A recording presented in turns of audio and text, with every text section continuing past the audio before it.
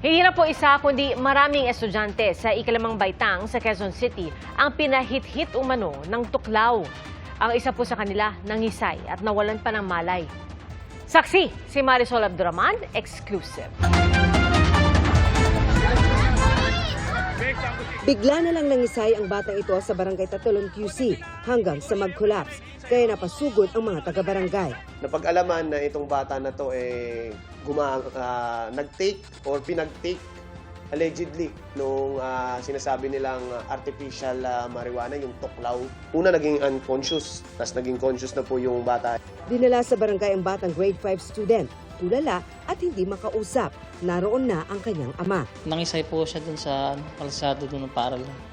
Pagkatapos ng Mag-take nung tuklaw daw, yung parang yosi na yun. Maya-maya pa, nakapagsalita na ang bata. Anong nararamdaman mo ngayon?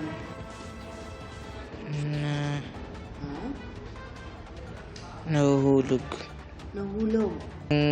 Tinig ko po na tuklaw. Tuklaw. Anong itsura niya? Para siyang sigarilyo? Bali, hinit-hit mo siya. Opo. Ilang beses kang hinit-hit nun? 2. 2. Ang tuklaw ay isang sigarilyo na may halong synthetic cannabinoid, isang kemikal na nilikha para gayahin ang epekto ng natural cannabinoid na mula sa marijuana. Lubhang delikado sa katawan ng tao, kaya kabilang ito sa mga ipinagbabawal sa ilalim ng Dangerous Drugs Act. Nauna nang sinabi ng PDEA na ang pangingisay ng mga nakahit-hit nito ay isa raw epekto ng nasabing kemikal. Labis na nababahala ang ama ng bata, lalo't hindi raw ito ang unang pagkakataong gumamit ang anak ng hinihinalang tuklaw. Nangisay po siya kasi nakita ko siya, manggulo ng bahay.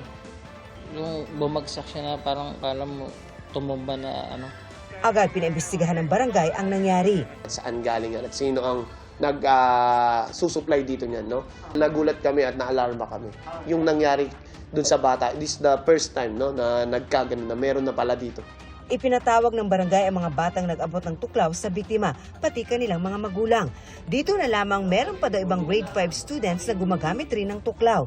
Tukoy na rin daw ng barangay ang nag-supply ng nasabing tuklaw sa mga bata. They are adult, pero na-target nila yung mga minor talaga. Kung makikita mo, bakit 3, 5, 6 ang sinusupply, puro minor. Diba? Hindi ka namin titigilan, mahuli ka lang po namin. Para sa GMA Integrated News, Marisol Abduraman, ang inyong saksi.